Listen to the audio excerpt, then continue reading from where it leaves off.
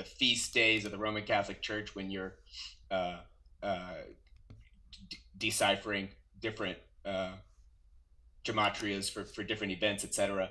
I was just putting that in as a resource for our whole show today, but I'm sure it'll have bearing.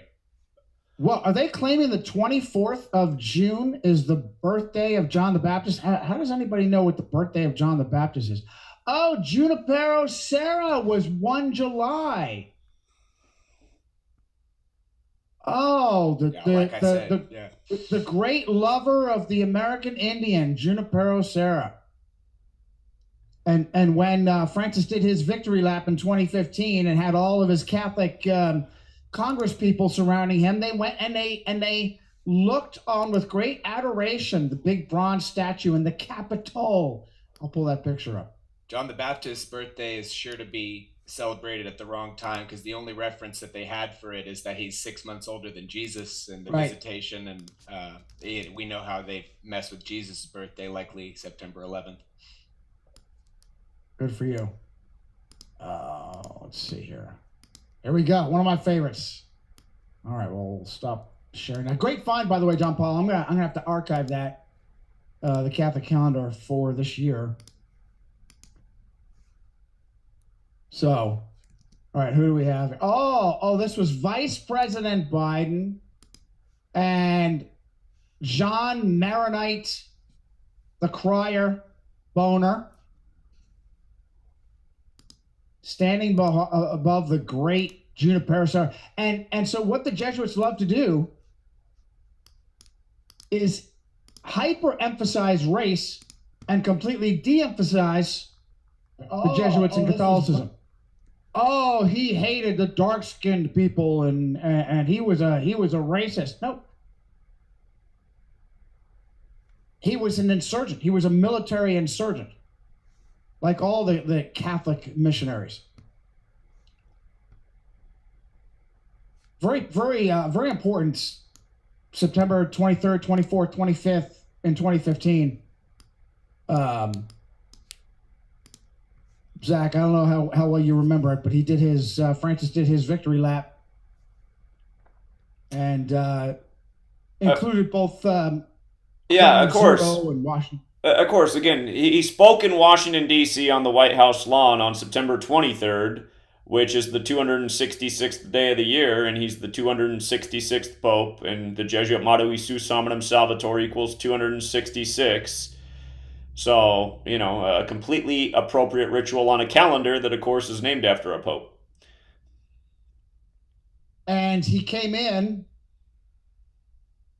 honoring the plot of land that was once owned by Francis Pope. By Francis Pope. Yeah. The sheriff, one of the Maryland sheriffs back in the 1600s. They love that. Oh, they absolutely love that. All right, well done, John Paul. I'm just jump right into topics here. Let's see here. Hey, Zach, are you tracking? We've been asking ourselves back and forth what opinions in relation to the 1972 death of Biden's first wife. Right. His wife and daughter died in 72, and then when he was 72 years old, Beau Biden died at age 46 before he became number 46 weeks after the Pope's birthday. And in Gematria, President Biden equals 72, as does Jesuit order, going with the 72 names of God in Kabbalah and the 72 demons in the Goetia. And notice on Sunday, 7/2, you got the story about cocaine in the White House. And then everyone immediately assumes it was Hunter who survived that car accident in 72. And some people are so caught up in the Hunter Biden distraction, thinking that that's some important news story, when that's just another nonstop distraction to keep people in the political divide. Every single story about Hunter Biden is by the numbers. I mean, the other week, an image caught of him driving 172 miles per hour. And, of course, the other big Jesuit motto at Marum Dei Gloriam has the Gematria 172. So there's nobody like Zach, is there? It's like there's like 10 details. I was going to chime in, and he already hit them all. But we were talking about how the Bo, who you mentioned died at the age 46 when his dad was the 46th president. Bo is in this picture of Biden being sworn in, and we're wondering if the entire event was this photo op for Biden to be this great, show off his sacrifice to the elite and show off his courage to the American people there. And this inappropriately, almost pedophilic angle of Bo there with his leg injury, while this gigantic Douay Rheims Bible, which would later be used to swear him in on the White House steps or as president, was there in the hospital room for some dumb reason, for no good medical reason. He'd be in there with his whole ceremony, like they did the thing on the plane after JFK. But anyway, it's all for the photo. So that's Bo. He ends up dying at 46, and we've been talking about this photo in this event, and so we can look at it by the numbers. I don't remember what day it happened on. Sure, and just to connect it back to Johnny's book, Illuminati Unmasked. Again, Adam Weishaupt, Jesuit raised and trained, founded the Order of Illuminati May 1st, 1776, just before the American Revolution. So you have this Jesuit Illuminati connection, but then you take the Gematria, Order of Illuminati, which he renamed the order, equals 201, like the Jesuit order. And when the 72 crash happened, killing Joe Biden's wife and daughter, it was on Limestone Road, which equals 201. Of course, the pyramids are made out of limestone. Pyramids commonly a symbol of the Illuminati. If you look up the Great Pyramid of Giza, by the way, Great Pyramid of Giza happens to equal 201, but there's 201 remaining layers of stone on the structure. And then fast forward to the death of Bo Biden. Bo Biden died again at age 46, 201 days before Pope Francis's birthday, and Pope Francis' birth name, Jorge Mario Bergoglio's 201. He's the first to live in Suite 201 at the Vatican, in a building named the Domus Sanctae Martyr, which equals 201, and that building was previously a hospital, which was named after Pope Leo, who died on the 201st day of the year. And the Jesuit priest who did the funeral for Bo Biden also did the inauguration for Joe Biden as number 46. And again, that's the Jesuit priest Leo Jeremiah O'Donovan, whose name equals 201. And of course, Inauguration Day has been moved to 20/1, like 201, which is also the 201st day of the U.S.'s age each year, if you measure from July 4th. So again, Illuminati, Jesuits, Illuminati Unmasked, this is what they do, and this is why they put their fingerprints over all their rituals. In a way, it's like all the clues are in plain sight. It's just nobody has the Kabbalistic knowledge. People aren't connecting the dots, and they're just tuning into the nightly news for their latest upload. So, which totally explains why they created the Gregorian calendars, so the numbers will line up. Exactly. And to make, like, one of the clearest examples I can give people is that right after September 11th, when 2 towers became 0 before they became 1, we invaded Afghanistan. And again, the sitting president at the time was George W. Bush, who was a member of Skull and Bones, who gets their symbolism from how the Knights Templar buried their dead in an ossuary. And of course, the Templar cross in the middle of the Jesuit logo, because they're the old military order of the Catholic Church. But Bush used the word crusade in light of what we did in the Middle East after 9/11. Well, look at the day we invaded Afghanistan. October 7th, 10/7, the day leaving 85 days left in the year. 10/7, the word military equals 107. The day leaving 85 days left in the year. Templar equals 85. Templars, crusades, new crusades in the same Holy Lands. History repeating itself. Those who don't know history are doomed to repeat it. All of this synced up on the Roman Catholic calendar. And that's why it amazes me how many people can't see who really runs the show on this earth when we're on the Catholic Church's time. I mean, that should tell everybody everything right there. So the entire world without exception uses the same Jesuit, Christopher Clavius, so-called Gregorian calendar. Let me tell you something, Zach. Anytime that I stop by, anytime that you stop by, I'm feverishly writing notes. I did not know that Leo O'Donovan presided over Bo Biden's funeral mass. I'm archiving that right now. Indeed. Leo O'Donovan that once served on the board of Disney, the collared Jesuit that served on the board of Disney, the mega billion-dollar corporation that sneaks big dicks into their cartoons for the little kids. What about their theme parks? Did you see that the head of Disney this week said, he had the quote that was all over the media, Disney does not sexualize children? It's like, come on, man, this has been exposed since I was in first grade. I mean, we were talking about this on the playground back then, so. Bullshit flag on the play there. I covered that in detail in Eaters, and I'll pull that up right now. Yeah. Johnny, I just gotta, while you're pulling that up, some person will turn into our stream and not know who any of us are, and they'll think we're automatically Republicans or something, or we're just after the Bidens. I always like to make it clear that both political parties are owned by the same Jesuit Masonic cabal. And I was saying how President Biden equals 72. Well, so does President Trump. And again, he's Jesuit educated, went to Fordham. The whole pandemic was perfectly synced up with his Jesuit education, which we've gotten into before and maybe we'll get into again. But they're doing the exact same rituals with Trump. Last year in July, it was 2 days ago, we got the story of Trump. 2 days ago, a year ago, July 14th, 2022, we got the story of Trump's ex-wife falling down the stairs to her death when her and Trump have the famous photo of them on the staircase with the golden banister. But that was 45 years. Golf course. Buried her on a golf course. Yeah. Right, and buried her on a golf course. But that was 45 years after their marriage. Of course, he's number 45, and IHS, the Jesuit acronym's 45, like the word ritual. But they buried her on. They buried her on July. Just another one's not going to save us. Robert Francis Adultery Jr., Jesuit-trained Roman Catholic Robert Francis Adultery, did the same thing with his ex-wife. She supposedly hung herself. They buried her with great fanfare in Francis Xavier Cemetery, and when all the cameras turned off, they pulled her out of the grave and dumped her on the other side of the hill. Go ahead. Yeah, indeed. We can get into his whole announcement by the numbers, but last year they buried Trump's wife on the 201st day of the year. That's not an accident. And it's just like it's not an accident that they had their first child together, Donald Trump Jr., on the 201st day of Trump's age. And if you go back and look at their wedding in 1977, the leader of the ceremony's name equaled 201. The name of the church they were buried in equals 20, or not, well, someday. But the church they were married in equals 201. And again, Donald Trump, just another one of these Jesuits, posing at the Vatican with the Pope by the numbers.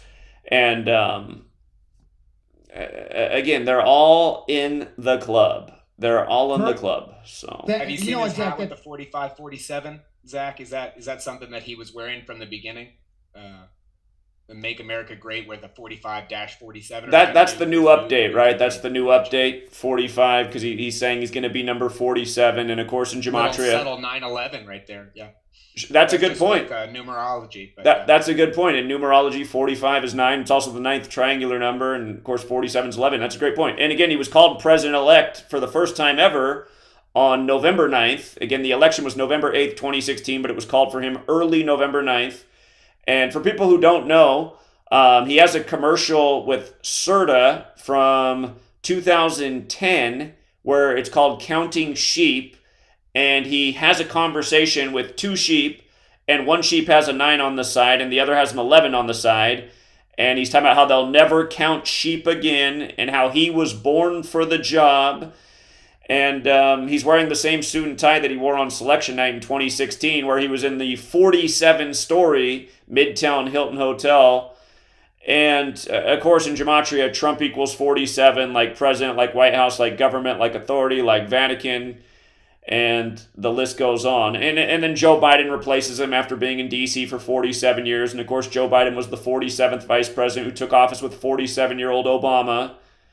But, that's a good point about the 9/11 on the side of his hat. So, listen, I'm very happy to make that distinction. It's a great suggestion, Zach. And I'm not going to hammer people who lean right of center and think that if they are able to put Donald Trump back in the Father Andrew J. White House, that somehow everything's going to be okay again. I promise you do not get to that level unless you are thoroughly controlled. Anyone that thinks that it's just this simple, you cannot boot your responsibility. It's on you. They're going to continue to have this level of extreme corruption. Donald Trump spent 2 years with the Jesuits at Fordham and then left Fordham. Our beloved Professor Replial George swears, and I need a citation on this, that it was powerful Jesuit Cardinal Avery Dulles, who I have verified was at Fordham at the time. I just don't have the citation for how he whispered in Donald Trump's ear, hey, you know what? Us Jesuits at Fordham, we're just not good enough. You need to go to the University of Pennsylvania where it's really happening. And I have inside sources that claim the private University of Pennsylvania, is actually secretly controlled by the Jesuits. So this way he gets his private university sheepskin and is somewhat a little bit distant from the Jesuits to help him with his further on career. Dulles is a modern day Carroll family or something like that. Totally generational. Yes, yeah, of Whoever course. was the head of the CIA or whatever he was, Alan Dulles, the man behind retired, and then he becomes a Jesuit. Also, it's just insane. The man behind the Kennedy assassination. John Foster Dulles, Secretary of State at the time. Their two brothers, Avery Dulles is John Dulles' son, Alan Dulles' nephew. Go ahead, Zach. Oh yeah, and again, these people who are chosen from a young age, just like it says in the commercial, "Born for the job" for Trump. Again, his Fordham education began in 1964, which was 56 years before 2020, and 56 was the number of 2020. Again, in Gematria, coronavirus equals 56, so does COVID vaccine, so does Society of Jesus, so does Anthony Fauci, so does Gavin Newsom, who said he's locking down California because 56% of the state was going to get the virus in 8 weeks, which is 56 days. And again, 56 years earlier, Trump's Jesuit education began at Fordham. Well, who was the governor in New York, where Fordham is at the time? It was the 56th governor of the state, Andrew Cuomo, who went to Fordham. And, the first city with COVID was Seattle, Washington, that had its 56th mayor, Jenny Durkin. And then the second city with COVID was Chicago, with its 56th mayor, Lori Lightfoot, who has the same birthday as Obama, who won the 56th presidential election, and on and on and on. And again, building in Seattle they got over there, Zach, what do they call that? The first place to get COVID was where in Seattle? And what's King County. Corona means crown. Big needle. Yeah, the Space Needle. Yeah, that's it. Yeah. You got Melinda French Gates, married to Bill, and Jesuits from France. But also the first celebrity with the virus, the one born in 56, Tom Hanks, who was in Sleepless in Seattle, where his wife dies from illness in Chicago, causing him to move out to Seattle. And in that move, you get a brief insert of his family member who works at the Johns Hopkins, who just happened to simulate the pandemic. It's just funny looking back at all that stuff. Typewriters, right? Tom Hanks. Tom Hanks losing to his wife in Jim Rummy by 201 points, and in his social media post, the Corona typewriter. I mean, just blatant mockery. And again, you look at every single one of Tom Hanks' Steven Spielberg movies. There's a 201 in all of them. He dies in the day, leaving 201 days left in the year, and Saving Private Ryan. In the movie where he's like a guy from Eastern Bloc Europe trapped in the airport, Department of Homeland Security in the beginning of the movie is watching him on the surveillance camera. That's camera 201. And there's either other ones that I'm forgetting right now off the top of my head. In Sleepless in Seattle, the sequel, he's eating or having a lunch and coffee with the female love interest outside the coffee shop with a big 201 in the background, which, for people who don't know, the Gates family are huge investors of Starbucks. A lot of people don't realize how invested the Gates family is in Starbucks, which of course is also out of Seattle. But William Henry Gates, his name in Gematria is also 201. And, go ahead. Castaway with Tom Hanks, is that a frazzle drip mockery film about Epstein Island kind of thing, or is that what that's all about? That's a good question. Jeffrey Epstein's had some 201 rituals. It was about a year ago that there was somebody connected to Epstein whose body was found dead outside of a house, and they had to put in the mainstream article that it was found at address 201, and it's just like, God, I mean, how do people catch on?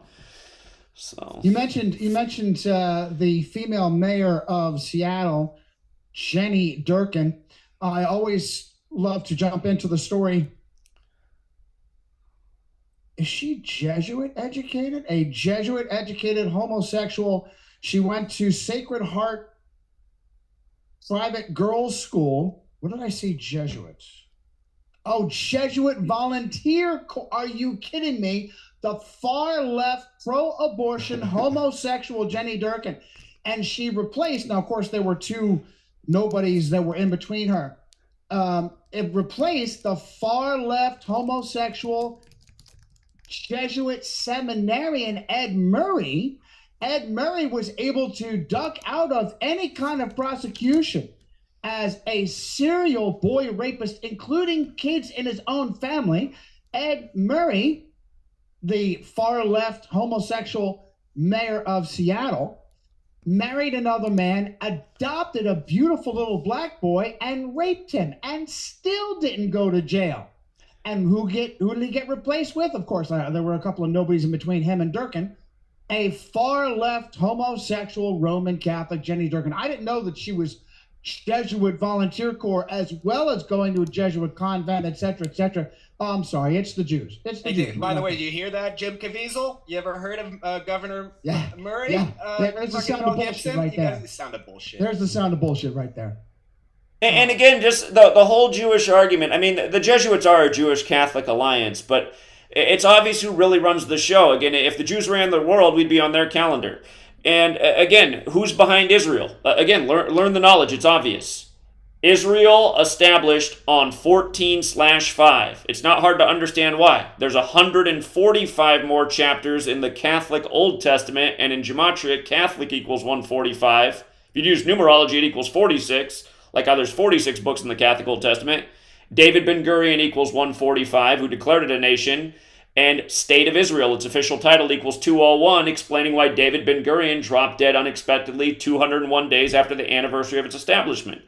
So, again, I mean, you can just follow this timeline of 201 rituals, which include this country and a lot of its founding, right through Israel, through the world wars, up through what's gone on with COVID, and so many other things, and you can see who's running the show. So, yeah, there's no two ways about it. The Jesuits are a Catholic-Jewish alliance, but who pulls more weight, I think it's pretty obvious.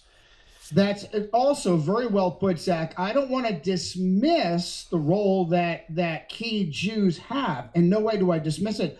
But I like to say that it's roughly the same as how Christians believe were before Pontius Pilate. It was Jewish leadership going with their yarmulkes in hand saying, hey, this guy's a pain in our neck. Would you please kill him? Would you please kill him for us? And that is, to me, as far as I'm concerned, that's a great picture of the hierarchy. People sometimes call them papal court Jews. I do not call them Hofjuden because that makes me sound like a fucking Nazi. I don't use that term, although it's, as far as I know, it specifically means court Jews in the way of papal court Jews. But absolutely, I do not ignore anything. But I'll give you an example of the premier. Yes, stop that, Nikki. I'll give you an example of the premier bad guy Jew, George Soros, who survived World War II by going around with a Catholic family, pretending to be Catholic and confiscating the property of arrested Jews.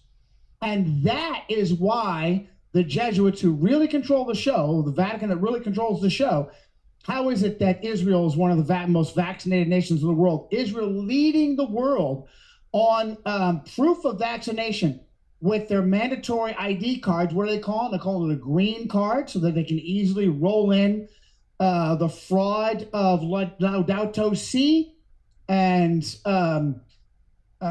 climate control and all that. Okay, so absolutely, these Jews are prominent because they're hated and they're being used as shields. I love to reference Frederick Tupper Saucy's Rulers of Evil when he breaks down Rothschild, Rothschild, Myers, Amschel, Rothschild, Son was the acronym for the original corporation, not Myers, Amschel, Rothschild and Sons. No, Myers, Amschel, Rothschild, Son, just like that, to make sure it's spelled Mars, the Roman god of war, Rothschild, Red Shield, anything you want to know. The Encyclopedia Judaica says they are the keepers of the Vatican treasure. So I do not. Great, well put, Zach. I do not dismiss the role that key Jews have, but I'm telling you, they are being pushed to the forefront. If the Jews controlled everything, then why is Jeffrey Epstein a household name?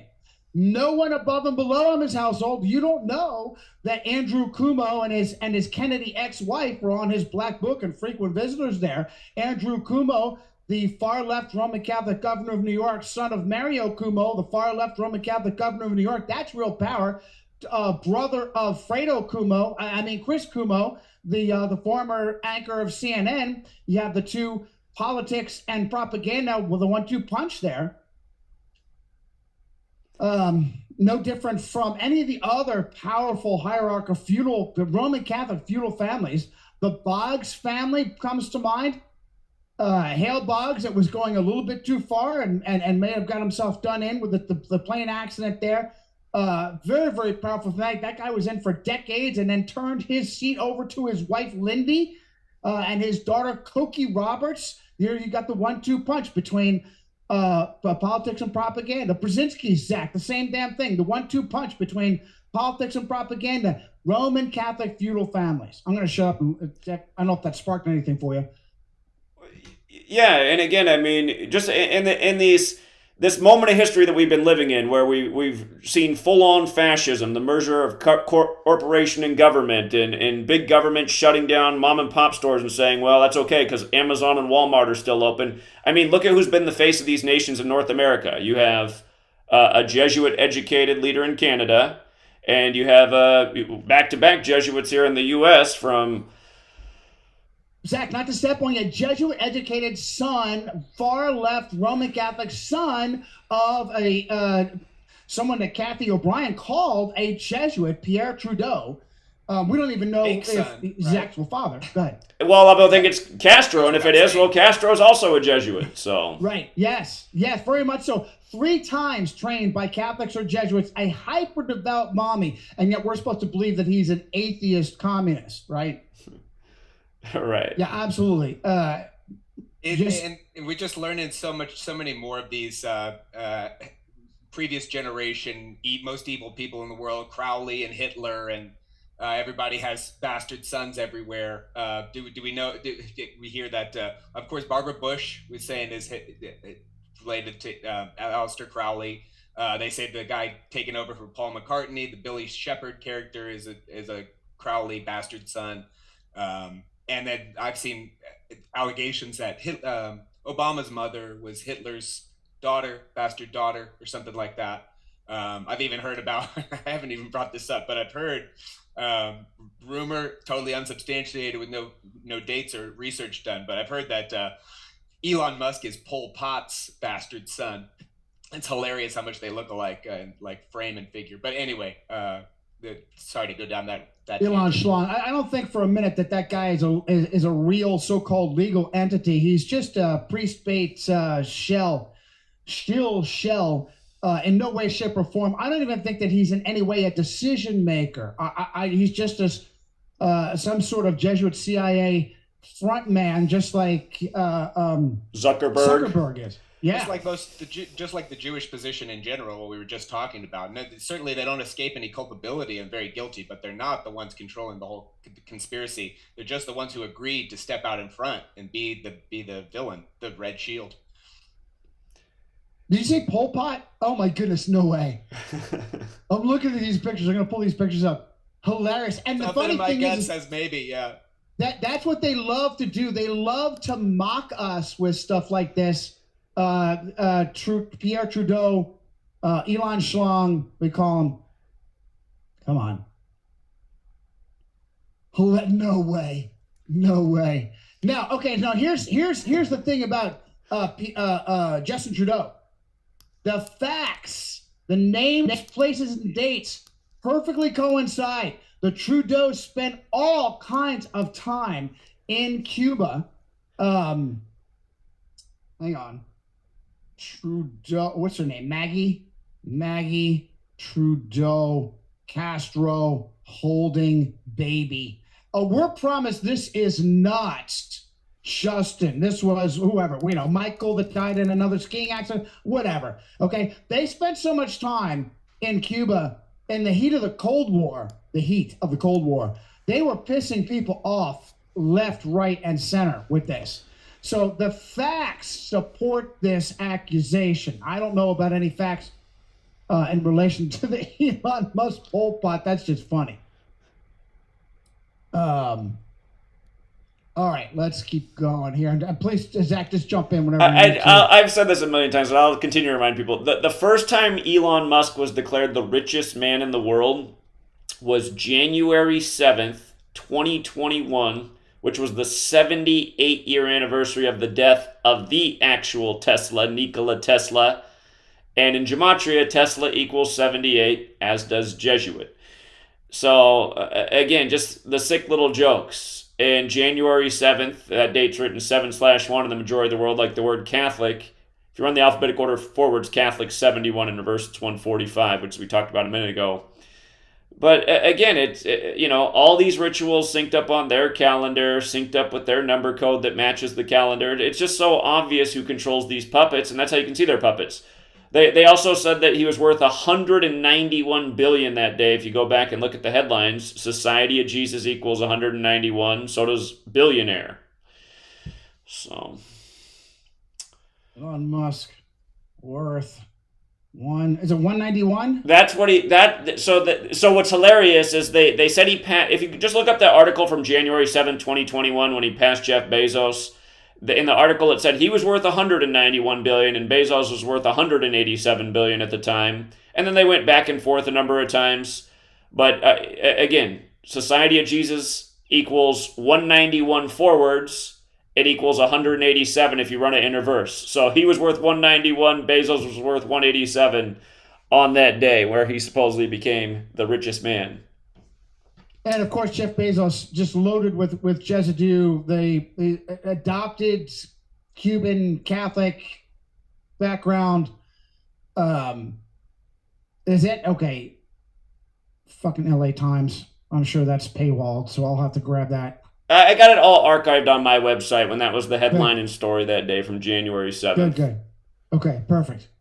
There it is. It looks like Fortune has it right there. You just had it up on the Fortune article. Yeah, there it is there as well for Los Angeles Times.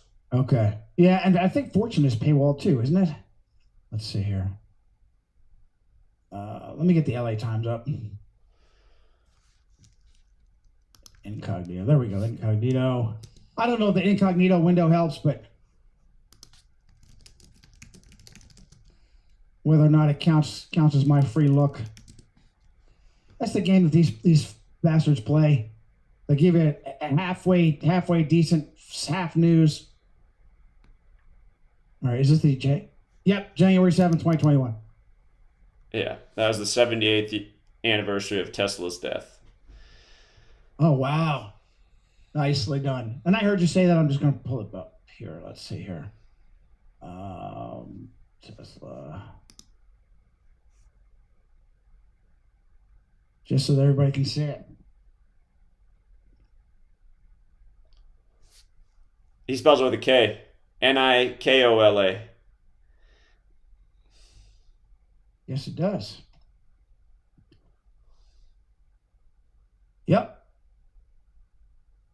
Yep. And let's see here.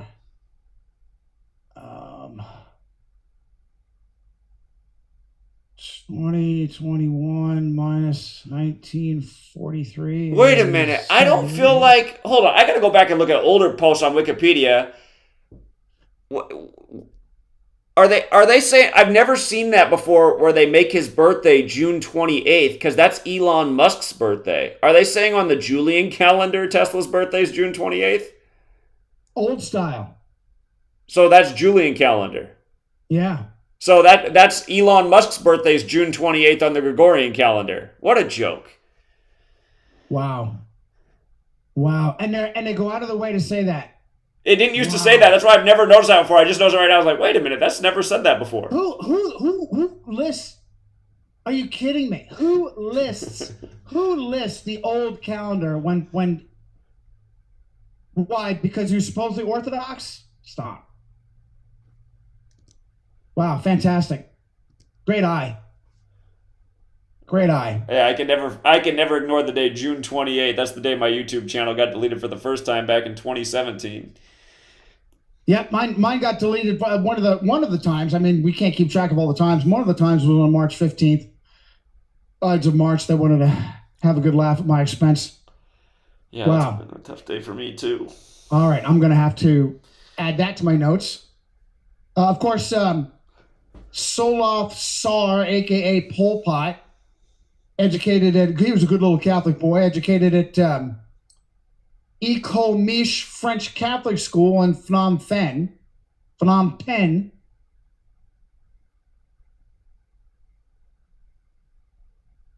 No one wants to admit that. Let's see here.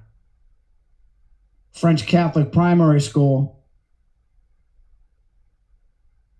Absolute demon. 1.5 to 2 million Cambodians starved to death. Hey, since you just said demon, when you get a second, go to CNN's front page. I want to see if they've changed their top story this morning. I don't think they have. You'll see the word demon right on there if it's the same one. A demon walks among us. Yeah, so Gilgo Beach, where the murders happened, equals 201. And they had him appear in court at Riverhead, New York, which also equals 201. And again, we're in the time of Cancer, ruled by the moon. Of course, the moon landing was on the 201st day of the year, and Neil Alden Armstrong's 201, going with the object illuminated by the sun. And we're talking about the Catholic sun cult. But, yeah, I just look at that headline, a demon that walks among us. And the other thing I've been harping on about is that video game came out recently by Blizzard, Diablo 4, where you fight the demons, and it, they said it set a record, the fastest selling video game of all time, selling $666 million worth in 5 days, when the symbol for the game's a 5-pointed pentagram. But the game released 201 days after the Superior General's birthday.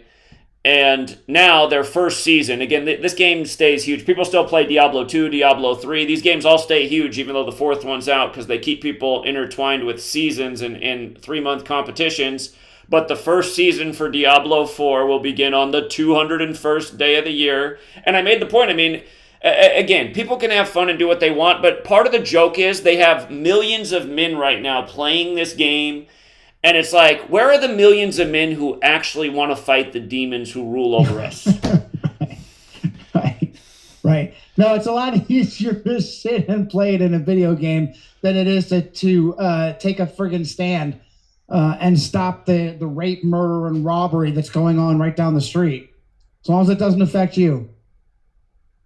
Exactly. That's why they do this. And again, the entire world of entertainment is controlled by this same cabal. I shouldn't say I'm sure there's some exceptions, but the things that have the mind's eye of the masses, the biggest selling movies, the best selling video games, they're controlled by this cabal. And again, they know how to keep the controlled bread and circus sports industry. I know that you're all over that, Zach. Probably know more about what's going on in it than most sports fans who are wasting their time with fantasy betting.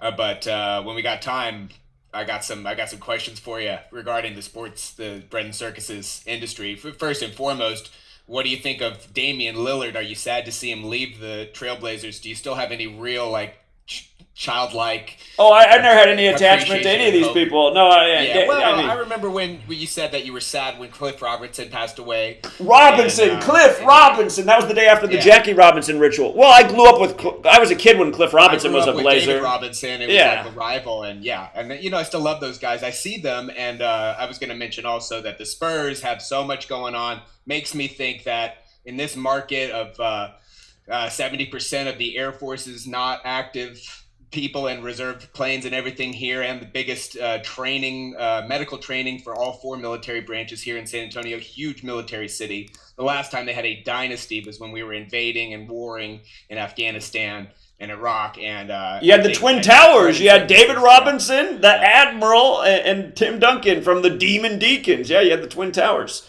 And now they get the first pick again. And so here, 4 Spurs are going to the Hall of Fame next week to get Popovich, Parker, and the first lady head coach or assistant coach in the league. All of them are doing this big ritual. The Spurs are hyped up again because they got the Wembanyama, French phenom guy for pick 1 against the odds again.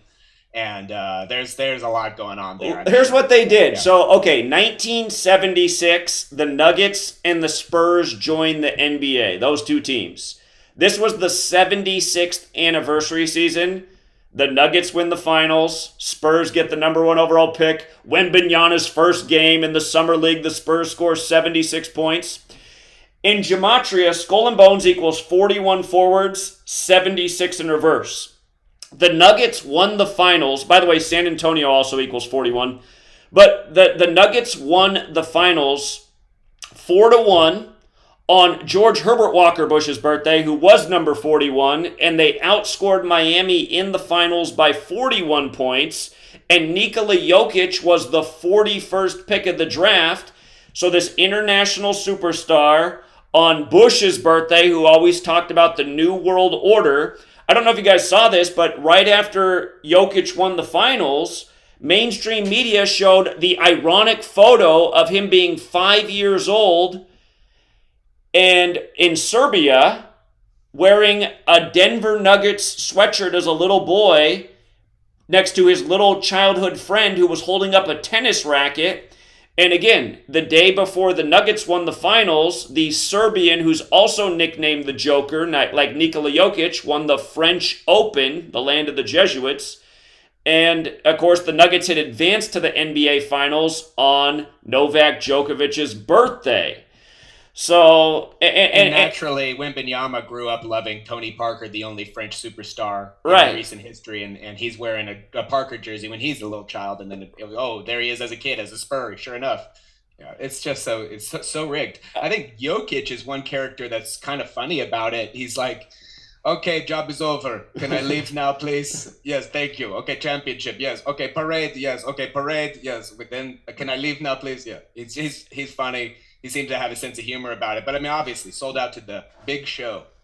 Exactly. And just for the record, the nickname Joker, which both the Serbian stars from Serbia are called, both their nicknames are Joker. Joker has the Gematria of 23. Novak Djokovic won his 23rd Grand Slam, winning that French Open the day before the Nuggets win the finals in 23. And there's some other stuff I'm forgetting about it, but I've been saying it for a decade. It became obvious to me once I learned this code. I was like, these guys who people are worshiping and wearing their names on their back on jerseys, these guys were born for this. That's why these rituals are all so perfectly planned out all throughout history. They have the perfect birthdays, the perfect names for the perfect sports scripts, as the announcer tells you, they couldn't script any better. And now it's getting more blatant because now they're even showing you Nikola Jokic as a 5-year-old in a Denver Nuggets jersey. I mean, come on. As I'm putting these together and archiving at the same time and trying to keep track and juggling all this. Are you kidding me with this? Let me share the screen here.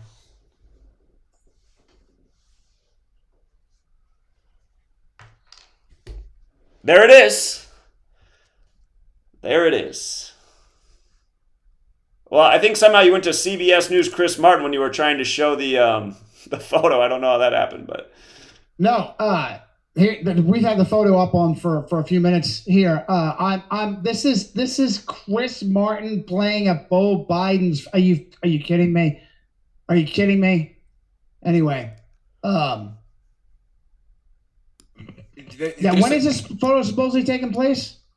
20. So they made a point that the photo was taken 23 years earlier. Again, like Joker equals 23. I mean, that's how big of a joke it is. Right. LeBron's going back to 23, right? Again, back and forth, 6, 23, 23, 6. So now you can have 3 6 jerseys with 3 different teams and 23. That whole LeBron passing Kobe Bryant. Let me ask you something, Zach, because we're now looking at the fact that it was so scripted. I want to ask you, what does your gut say? Is Kobe Bryant knocking back my ties with Jeffrey Epstein on Rape Island? Because that whole episode looks so damn scripted. I question whether or not the guy's dead. Here, all right, let's go through the timeline. 2016, he retires, and right after retirement, he puts out the Kobe Bryant After Death shoe. 2020, the year he dies, what was the big acquisition for the Lakers? AD, Anthony Davis. They call him AD. So, again, Kobe Bryant, whose career was defined by 41. When Kobe scored 81, his team scored 122, so the rest of the team scored 41 points. In Kobe's last game, where scored 60. The team scored 101, so the rest of the team scored 41. They took him off the court in that game with 4.1 seconds left. Again, in Gematria, Kobe Bryant equals 41. Golden State equals 41. His dad was drafted by Golden State 41 years before Kobe retired. But remember, Kobe dies at age 41, supposedly, while traveling from Catholic Mass on the Pope's 41st day of his age, January 26th, which was also the anniversary of the death of Bear Bryant in 83. The Pope was 83 years old at the time. In Gematria, helicopter crash equals 83, as does murder, like the song Murder by Numbers came out in 83. So you have this 41 that's a part of Kobe's legacy, dies supposedly at age 41. In addition to Kobe Bryant equaling 41, so does the word crucify. And the funny thing about that is it was the 74th NBA season. In Gematria, Jesus, cross, Messiah, gospel, parables, Roman, views numerology, Holy Roman Empire, Jesus Christ, they all equal 74.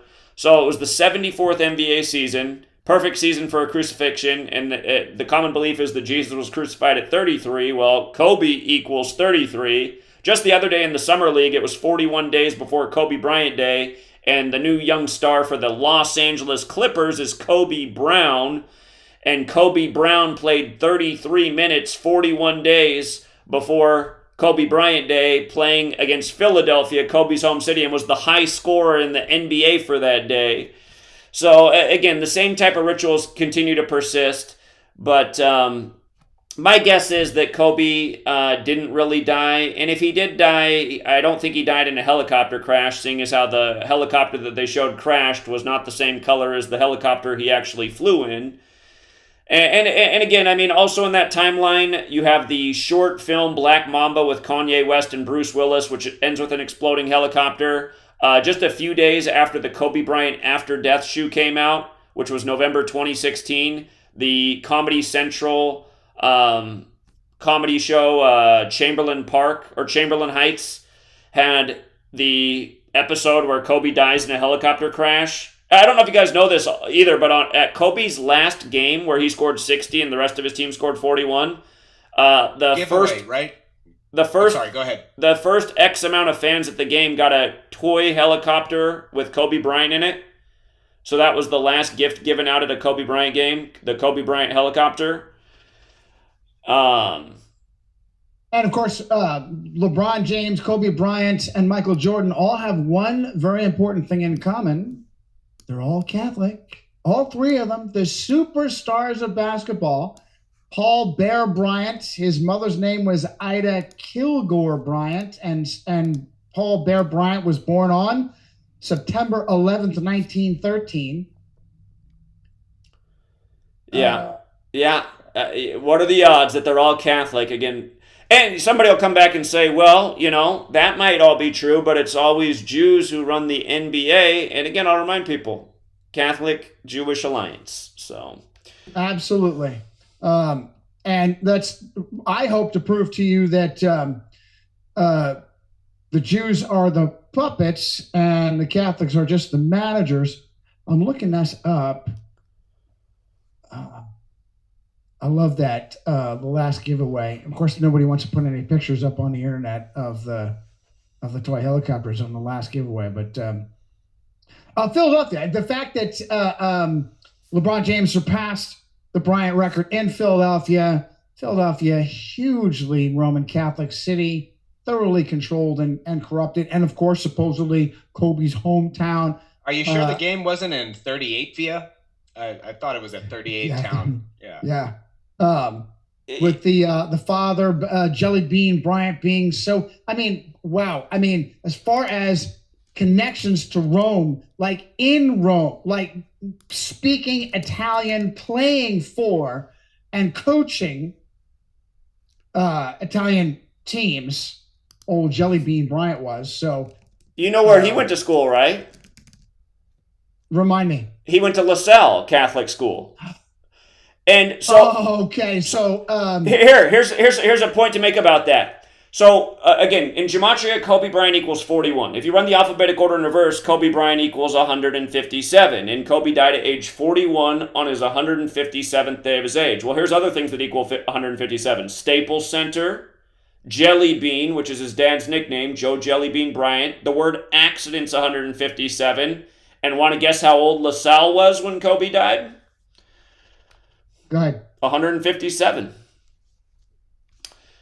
We have mentioned this several times on several shows. French explorer René Robert Cavelier, the Sieur de La Salle, just a hyper devout and an absolute tyrant.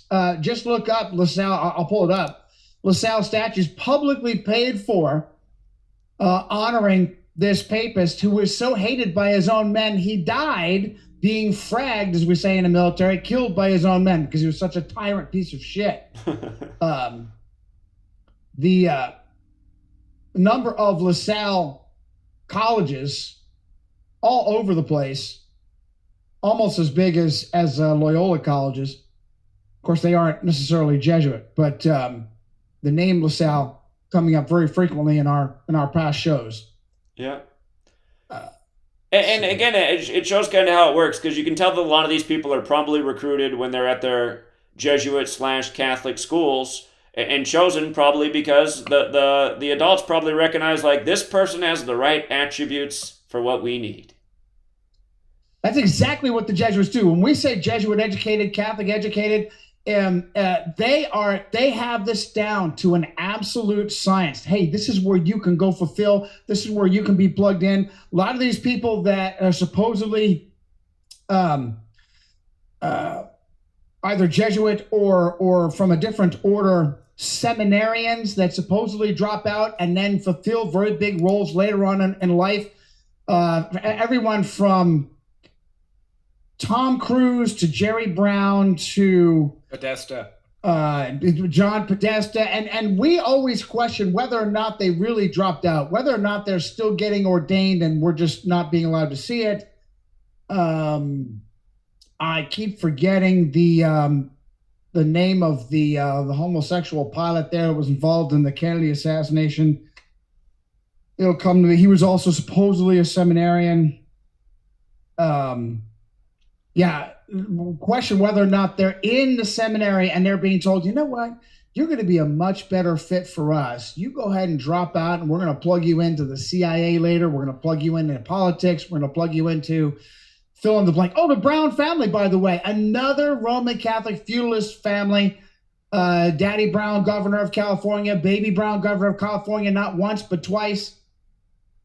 I question whether or not, good grief, it'll come to me, whether or not Lee Oswald was a sexual conquest. Hang on, let me see this cast of. Just in the interim, LeBron James went to St. Vincent St. Mary High School, straight out of high school, so straight out of Catholic school. And was it what's a like a intellectual kind of like liberal arts small Catholic school even doing having a basketball team? Isn't that more like a state school thing? You know, you don't see that except for the big markets. But sure enough, when that March Madness rolls around, there's always 15 or 20 Jesuit schools right in the mix, and it's like, you know, what does a small Catholic school need to have a big program for it? Those students are interested in your, you know, ancient theological curriculum. I don't really buy that. David Ferry. David Ferry was the name of the supposed CIA daredevil pilot. Here he is in his cassock here.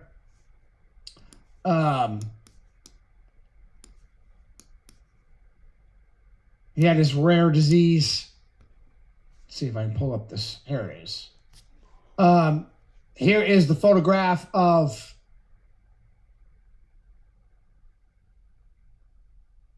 very young Lee Oswald under the authority of David Ferry and the Civil Air Patrol. Here's Ferry on the left. Here's Oswald on the right. Can't help but wonder if he was a sexual conquest. Had ruined this poor kid, put him under his wing. Oswald, of course, a Marine that transferred seamlessly his citizenship from the United States to the Soviet Union and then back. and not just there and back, went to the Soviet Union, married the daughter of a well-placed Army intelligence colonel, brought her back to the United States, all without a hitch. Many people believe, not many people, pardon me, some researchers, such as me, believe that one of the things that kept Lee Oswald alive and in power in the Soviet Union was the United States, the Jesuits, the CIA, scumbags that they all are, gave it to the Soviets. They were being plagued with U-2 spy planes that were breaking all kinds of records, taking intelligence from 80,000 feet up in the air. And the Soviets had no idea because the Soviet Union was a joke, always has been a joke. And as Lee Oswald delivered the keys to how to shoot down a spy plane, precipitating the Francis Gary Powers incident, having his Lockheed spy plane being shot down, and that was his bona fides. And we talked about just the other day, Robert Philip Hansen, Opus Dei FBI man, just feeding the Soviet Union intelligence for 20 years, and the brave men in the FBI just couldn't figure it out. And then it was brave Jesuit-trained Roman Catholic Eric O'Neill that nabbed them and immediately retired. By the way, did I ever mention about that incident, Johnny, when the news broke about that? Somebody said, "Oh, did you hear about this guy Hansen? Yeah, he just got arrested by the FBI." And then somebody else says, "Oh, wow, yeah, his daughter is my philosophy professor." Like, oh shit. So I was there at Roman Catholic University of Dallas, and Hansen's wife had a cushy, probably 10-year track job there. Wow. And they claim his Opus Dei priest had a lot to do with him being, hey, his priest knew, but he was keeping that confessional solid, just like John of Nepomuk. Shh. But the priest Catholic, how do you live with that, right? How do you live with that? Is that's still valid for you? Your confession is that sacred? That's like enemies of clear and present danger is not going to get that whole thing thoroughly controlled. Hawkeye, good to see you, brother. We're excited to have Zach in with us today, giving it to us by the numbers. Absolutely. I was trying to get in with just back up a couple steps. Remember, Bryant died shares a death day with Edward Jenner. Remember Edward Jenner, first vaccination, 14th of May, feast day of St. Corona, 1796. Yes. Well, I'm sorry. No, go ahead. Give that, and I want to go tell you what Zach found. Go ahead and finish that. Oh no, just the Bryant Jenner. So this idea, though, that having a death day connection with Bryant's death, and then of course what would eventually lead into the pandemic and the child vaccination program, the residential school system program 2.0. That's good. I didn't connect that. Yeah, Edward Jenner died on January 26th, the same day Kobe died in history. Yeah. Vatipedia is claiming that Nikola Tesla was born on 28 June of the military Roman calendar, just like Elon Schlong was born on 28 June in the religious Roman calendar, the Jesuit Roman calendar for the Julius Caesar. Great eye. Great find. Yeah, somebody had asked the question in the chat as well about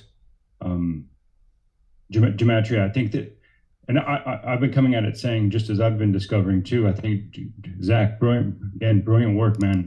But whether Wikipedia itself is in itself a type of cipher, but the Gregorian calendar, of course, 4 October 1582, the death date of Teresa of Avila, the uncredited source, her uncorruptible hand, the uncredited source of the MCU's Thanos short for Athanasius.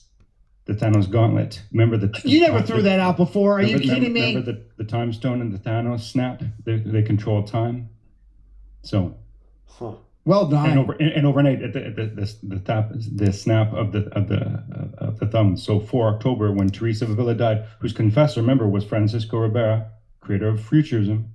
So stop, back up. Hit that again. Thanos as short as a nickname for the name Athanasius. Who held that name, Athanasius? Athanasius Kircher, the godfather of the virus, the godfather of what else? Movies, what else? The godfather of Go ahead.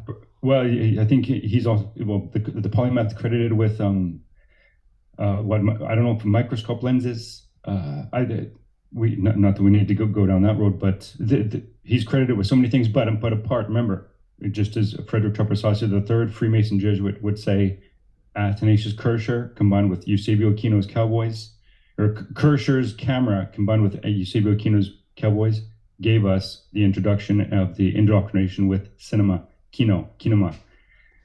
Just an anecdote. Athanasius was probably named for Athanasius of Alexandria, also called the Confessor or the Coptic Christian. Awesome. Athanasius, yeah.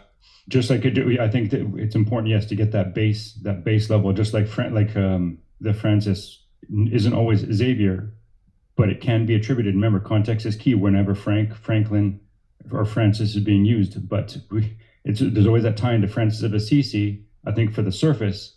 Yeah, not to overlook the evils of the Franciscans as well. Yeah. Yeah. And by the way, absolutely validated. In the Greek, Athanasios and Thanos, absolutely related. Well done, Clint. Outstanding work. Hey guys, I know we could probably go in a million tangents, and I hope we will. But I was thinking that we were talking about vicarious filii Dei, and maybe that'd be a good way to have Zach demonstrate some simple gematria for those that may not understand, as Zach, he's so excellent at doing. We got Clint and Darnell in the house. Zach, so Latin has a form of gematria in it. Some of the Latin letters simultaneously have a numerological value. Have you done anything with that, looked into it? For instance, the title Vicarious Filii Dei, the Vicar of Christ on Earth, that is held. If all you do is line up the numerological values in the Latin, and it equals 666. Have you used that as a cipher at all? The numerological value within Latin? That is definitely something I could do. I have not. Brand new one more cipher to add to the others. Great job, John Paul. Let's see here. Yeah, I wanted to toss out the O'Brien trophy, Roman Catholic. Sure, go ahead, Darnell. Go ahead. Larry O'Brien was a Roman Catholic. Trophy's named after a Roman Catholic. I noticed the basketball key, the arc. It looks like a Roman arc, the key on the court, on both ends of the court. Sure. Resembles a Roman arc to me. Well done. We could spend the entire weekend going through how much Rome owns football. And I, again, have to owe Zach with finding out just how much we should be crediting devout Roman Catholic George Hallis, along with hyper-devout Jesuit seminarian. Well, I mean, just the most obvious thing with the Super Bowl is what's the name of the trophy? You bet. The Lombardi Trophy. I mean, Jesuit? Not just Jesuit trained, but a seminarian. I suppose an almost priest. Who died unexpectedly the day before the 1970 season began at Georgetown. Wow.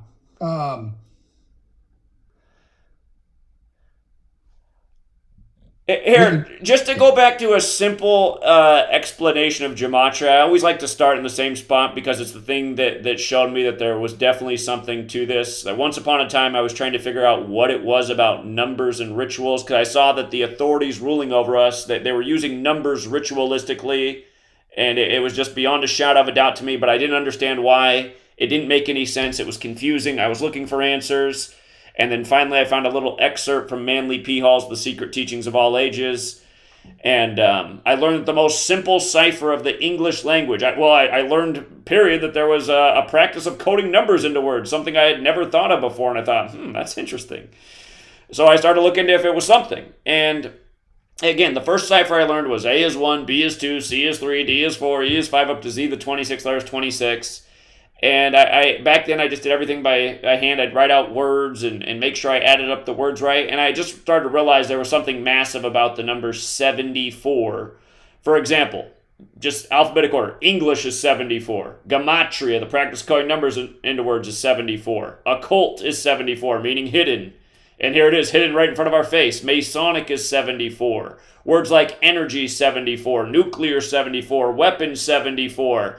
Which starts to make a lot of sense with 9/11 and the World Trade Centers on the 74th meridian and the Manhattan Project and why they called the site Ground Zero, which was terminology that was at first exclusive to the bomb projects.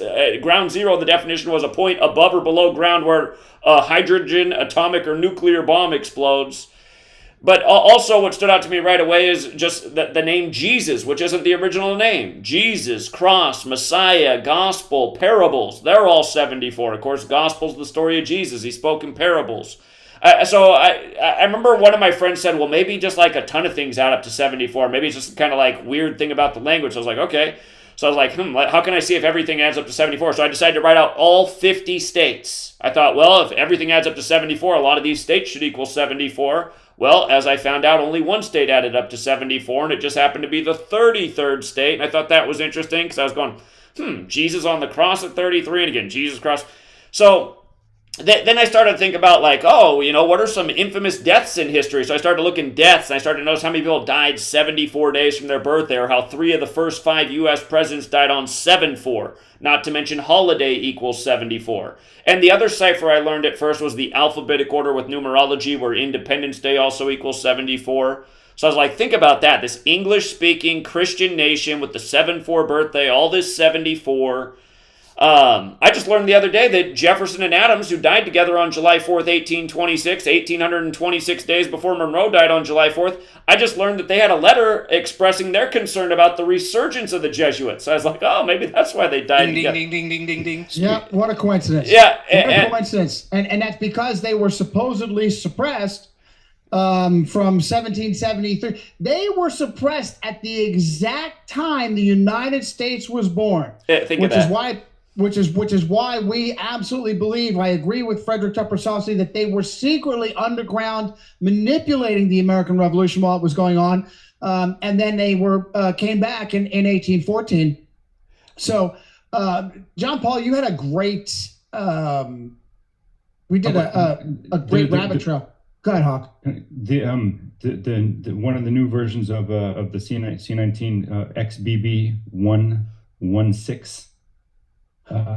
On January 16th, Thomas, I don't have the year off the top of my head, but before his death, he signed. There's a tight connection with the freedom of religion in the United States. So there's something going on there with the numerology. But what I did want to add back to just Vince Lombardi noticing his death date. So 3 September 1970. 3 September. Remember the anniversary day from 1539, which Pope Paul III. Alessandro Farnese declared after listening to Ignatius Loyola to present his formula, this is the finger stroke of God. Totally sidetracked. I'm thinking of sidetracked. I'm thinking of what John Paul shared with us, how George Herman Babe Ruth's first wife died tragically in a fire, and no one knows anything about it, and everyone involved, including the fire chief, were good Catholics. Here he is with his vote for hyper-devout Roman Catholic New York Governor Al Smith on his course good first Catholic presidential candidate, and it's for whom they have a yearly, extremely decadent and disgusting Al Smith dinner. Smith dinner every where all the puppets have to come out and make the Pope of America, the Archbishop of New York, make him laugh. It's like a self roast for the Pope of America. Yeah. Sure. Here, let me finish this point I was making about 74, though. I wasn't quite done. I had to get to the best part to bring it back to the Jesuits. Okay, just 74. The 74th day of the Roman calendar year is to remember the killing of Caesar, the Ides of March 15th. And the word killing itself is 74, so is stabbing. He was stabbed to death. The word drown is 74. Just a couple weeks ago, we had the drowning of the 74th pick of the draft, Ryan Mallett. And on that same day, another Ryan was dead in the news. Guitars for the band Polaris, and in the article they talk about how the band has a new album coming out, which just happened to be 74 days after his death. And that was the same day that Ryan Seacrest was promoted to the new host of Wheel of Fortune. And for the record, if you use numerology, Wheel of Fortune equals 74. If you don't, tarot equals 74, which goes with the whole occult thing. And the oldest known tarot deck, if people don't know, goes back to Italy around the same time as the Gregorian calendar, and English being standardized with the 26-letter alphabet. But again, Wheel of Fortune's a tarot card, which are both 74 things. So anyway, just to bring it to the Jesuits, one of the most infamous deaths in recent decades, still an unsolved mystery that's in a lot of people's minds, Tupac Shakur. Again, Tupac Shakur, his death is really a great case study, and I think you guys can take this further. But people didn't get the jokes. So after Tupac's death, they put out the album Machiavelli with him on the cross like Jesus, and they put it out on Remember the 5th of November, which is Guy Fawkes Day for the Jesuits. And the big hit song on that album was called Hail Mary, which just couldn't be any more Catholic. And by the way, when Tupac's mom died in 2016, her death was announced on the real Machiavelli's birthday. But here's the thing, Machiavelli was supposedly hated by the Catholic Church and banned by the Catholic Church. Machiavelli's famous book, The Prince, is based on Caesar Borgia, who White Jesus is modeled after, and Tupac died on Caesar Borgia's birthday. So Tupac, Caesar Borgia, The Prince, Machiavelli, and didn't Machiavelli also famously fake his death, and that was also a big thing. Exactly. Yeah. And that alias, the way he spells it, Machiavelli instead of Machiavelli, the way he spells it equals 74, like Jesus, like cross, like Messiah, like gospel, like parables. The word rapper also equals 74. And there's been a lot of rappers who've performed these Jesus rituals and been killed in similar numerical codes. Nas, who's still alive. In his very high-budget music video, he's carrying the cross with a crown of thorns, and of course he has God's son tattooed on his body. My theory... Were Tupac's parents also, respectively, the male and female leaders of the Black Panthers at the time? I don't know about his father, but his mother was. And even the film that about him called All Eyes on Me, based on the last album that came out while he was alive, it starts with his mother at the courthouse as a Black Panther. And for the record, if you use numerology, Black Panther Party equals 74. And all of the original Black Panther meetings, for people who don't know, were in Roman Catholic churches in the Bay Area. So, and again, it's why Black Lives Matter has all the parallels with Society of Jesus and Gematria. But yeah, because their parents, they had FBI teams and stuff that were cooking up sort of East Coast, West Coast hate for the Panthers back then. And the same crowd, the same office in the FBI then starts messing with East Coast, West Coast gangsta rap. Wars in the 90s. Sure. But with regards to November 5th and the cross and this album coming out on that date, what just happened the other year at a hip-hop concert on November 5th was in Houston at the Astro World tragedy, where the stage was a giant upside-down cross. And again, the next day, this Tavistock concert? Yeah. Sure, yeah. That was just a recent concert with a bunch of deaths just recently also. Tavistock is in Travis Scott. Is that the okay? Yeah, thank you. That was at the 8th wonder of the world, by the way, is what they used to call the Astrodome. Right? Hawkeye, go ahead.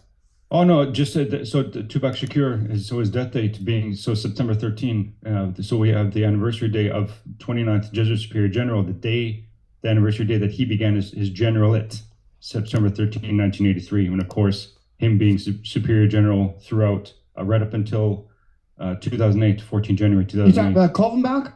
Yes, and then there's a tie-in with Kolvenbach. Somebody had also, sorry if I didn't catch the name, dropped today's Ellen Gould White's death date anniversary, and there's something intimate going on with the Jesuit order, but also the Jesuit Superior General Kolvenbach and the Whites. Wow! So the prophetess of Seventh Day Adventism. So I don't know. So we have Ellen Gold White. Yes. 16 July, confirmed. Wow. Yeah. But how about this though? So her birthday, 26 November 1827, on that anniversary day, 26 November 2016. So Hans Kohlenbach, Peter John Kohlenbach, died in where? In Beirut, Lebanon. Beirut. And it just so happened that in 2020, remember the port of the Beirut, explosion on Obama's birthday. Barack. Obama's birthday, but also James Springer White, Ellen Gould White's birthday as well. Huh. But correct again too. But just this, and there's this intimate connection because we've been asking the question of Adventism, the connection with William Freemason Miller, Ellen Gould White's and her husband's the gravestones, and now this death date birthday connection with with the Jesuit Superior General. Go ahead. Barrage of Freemasonic false Protestantism coming around the 1840s, definitely to include Seventh-day Adventism, especially with their founders and their. Although we have a lot to do with Adventism because there are good Adventists today that we believe are solid Christians that are calling out Rome, and that's the common theme. Hey, how about Art of War and William Frederick Tabarsasi III, Jesuit Freemason rulers of evil, useful knowledge about governing bodies, a direct revelation for me from Walter Veit. So Walter Veit's one of his series collections is called Rekindling the Reformation. And he doesn't say rekindling the Seventh-day Adventist Church. He's talking about the real heroism that happened through the Holy Spirit, as we Christians believe, when people dared to face getting burnt alive, to face getting crucified, face getting tortured and ruined by standing for the gospel of Jesus Christ only, and no church magisterium, etc. All right. Wow. Where do we go? Let's see how much time we have. We have been on for an hour and a half. Another thing on 74, Erica in the chat was saying, they're saying that there's 74 genders now. Are you serious? That seems like a joke, but that's a good one. Yeah. All right, that's probably my ghost ninja busting my balls. I don't think that's... Just so you know, the Event 201 simulation was also on the day leaving 74 days left in the year, October 18th. And again, that's a reference to Luke 10:18, where Satan comes to our earth, because the sister simulation of Event 201 was Clade X exactly 666 days before the pandemic was declared on May 15th, 2018, which is the day to celebrate Mercury, which is that curious ingredient in jabs. And then that goes right in with how you brought up how Kobe died on the Edward Jenner death anniversary, and then Kobe was buried in Corona Del Mar at the start of coronavirus. And one of the big stories when he died is that he was fighting a pharmaceutical battle, legal suit over somebody using his Black Mamba branding. And if you look into a Black Mamba snake, its venom is known for making people's hearts stop, which is curious. In light of what's the most venomous snake? That I don't know. That's a good question. Maybe it is, but we just know what's happened to a lot of people who became part of the experiment. Can you tell me what's going on? Is some kind of new false flag here? What is this? People hospitalized from Ed Sheeran concert? Yeah, that'd be something interesting for Zach to look at. But the Ed Sheeran concert in Pittsburgh, were 17 people hospitalized, and I think there was a vax mandate at that concert also. I missed that one. What's the reason for the hospitalization? Two in cardiac arrest, 17 hospitalized. They said a lot of people passed out. I have to look at one of these for details. All right, I've got your link here in the chat. This just happened? Happened, let's see. The last week. Okay, it happened, I'm seeing 5 days ago. Mm-hmm. All right, Ghost Ninja Smartass in the chat says I'd have to be hospitalized too if I went to see Ed Sheeran in concert. So, no idea who that is. All right, listen, I don't. What is he, a folk singer? We don't automatically say false flag, but it sure seems like that's what goes on every time the mainstream media feeds something up to us. There's a broad spectrum, a broad continuum. They can take a real event and blow it way out of proportion. which is one of the tactics and techniques. I like to give you names, places, and dates and say, okay, because of this evidence, I believe this is a completely fabricated event or it's a partially real event, etc. But I'm telling you, it just seems like absolutely everything that's on the headline is being manufactured in some way, shape, or form. Yeah, so, it could be false flag. It could be, he was a big proponent of the shot. Maybe a lot of his fans got the shot. There could have been something there to trigger that. Zach, I'm sorry, Darnell, continue. I'm sorry. Yeah, I was going to say, they're trying to blame the weather, but this doesn't make sense. So I think that's a good instinct. Yeah. Then you've got, Zach, you've got the DeMar Hamlin bullshit where they know it's like fishing. It's like false flag fishing. They know we expect something like that, and then they serve it up to us on a platter, and turns out that it's complete bullshit too. So, you know about Ole Damagard, Zach? You listen to any of what he brings up? Well, he's all on about the shoes. Is there something new? But yeah, just the fact that you're aware of who he is. He's, as far as I'm concerned, he's the premier name in false flags. We've interviewed Ole several times. He breaks them down great, but I don't know that he ever overlaps into Gematria breakdown or anything like that. But he always finds clues pointing to future events from previous events, makes amazing connections, and I think he's just a special person in the movement because again, we don't see eye to eye on everything, as of course many people don't. But Ole's work is awesome and not to be discounted. And it would really be an interesting thing to combine with somebody like Zach's work. We were just looking the other day at Matthew McConaughey laughing his way through the Uvalde press conference at the Father Andrew White House. Pointing to his Hispanic Roman Catholic wife and saying, "Hold up the shoes, honey. Hold up those big green Converse that poor little girl was up." And then he starts to laugh again. How about the fact that Converse was acquired by Nike? I was going to make a joke about, it's not a Nike shoe. It must not be the event must not have been sponsored by Nike. But interesting enough, so Nike acquired Converse in the early 2000s, and Chuck Taylor, the namesake of that model of shoe, actually has a June 24th, so the same birthday as Freemasonry. Shit. Yeah, June 24th. So there's back to this underhanded, the fact that there's this sneering, the duping delight that as soon as McConaughey mentions Alethea's name, drops his head, wipes his mouth with that asshole grin. And if whether people catch that or not, or want to believe it or not, it's there. And then he points to these shoes, which are what are they, size 13s, size 12, 13s? Yeah, right. And apparently she wore those every day, and yet they look like they come out of the box with a heart on the right toe. Right. Yeah, that's definitely a little girl wearing those monster green Converse. Green. What wasn't only saying green was important too? And look how big they are. Here, I remember everything about this off the top of my head. So, okay, the shooting happened in Uvalde 201 days after McConaughey's birthday, and then he spoke at the White House with the green Converse 150 days before his upcoming birthday. If you type in green Converse, you'll see it equals 201 forwards, 150 in reverse. So, perfect ritual. And for the record, Illuminati equals 150. Like they say, the sun's 150 million kilometers away on average. Order of Illuminati's 201.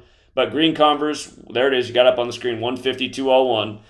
And then, so the day that, Joe Biden's Secret Service name is Celtic. And John Havlicek died the day that Joe Biden announced he was running for president. John Havlicek wore the number 17, died 17 days after his birthday, NBA 17.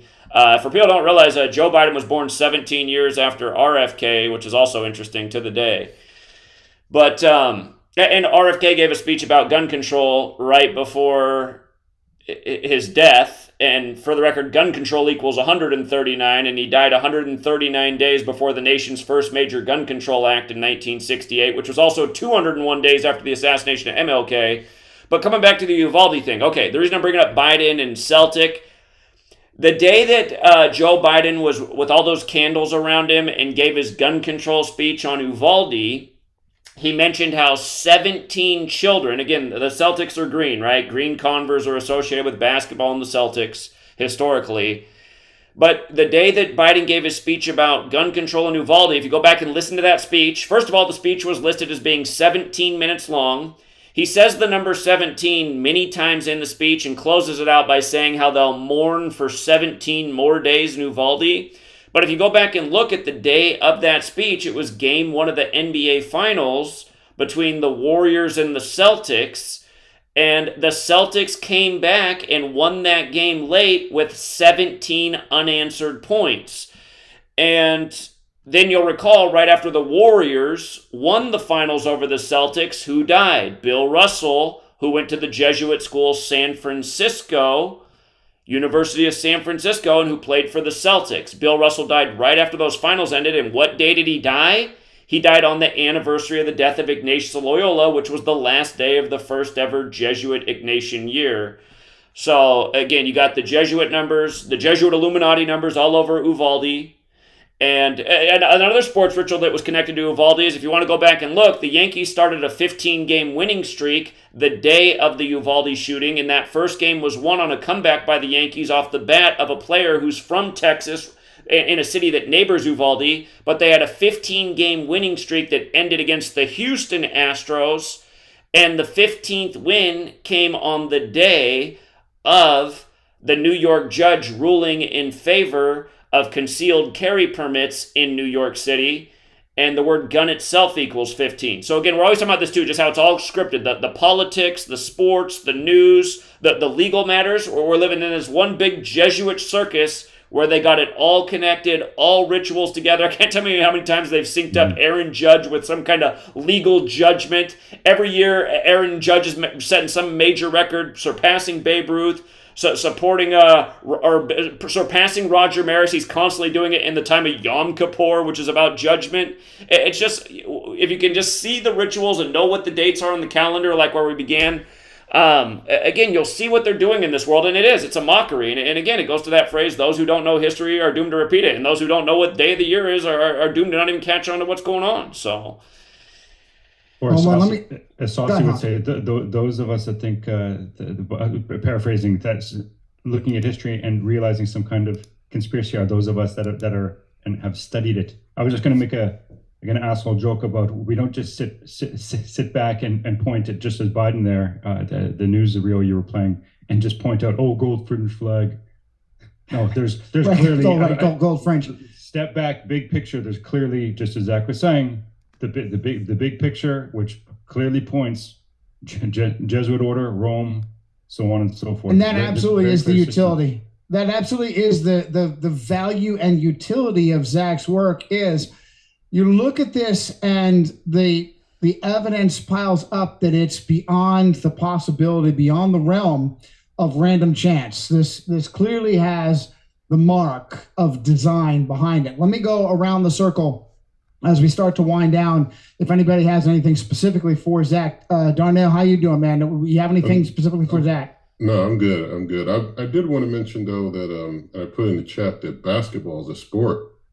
First went official in 1936, 666 in Berlin, Germany, in the Olympics. Oh, well done. That's interesting. They do a lot of 666 stuff with basketball. Again, when Kobe had his career high, it was his 666th game. He did a workout called the 666 workout.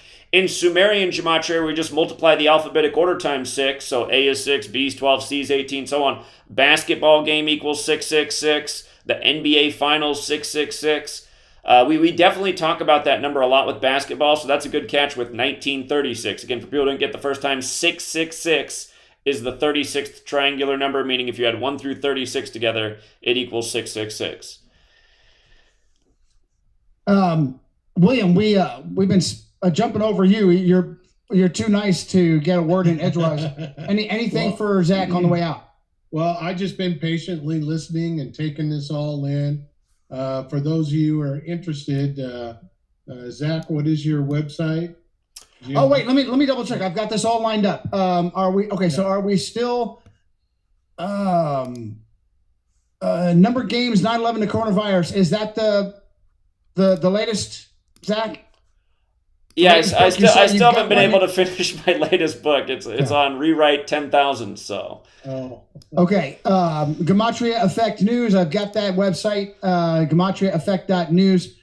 Are you still? Do you still have Gematria Effect News number 25 on YouTube, or do you have to swap out to a new? I've been able to keep 25 alive. They finally just took down Gematria Effect News 24, but for the time being, 25, 23, 22, and sports are still up. The reason they took down Gematria Effect News 24, which pisses me off, is because I had not been using that channel for a year, and they just took it down.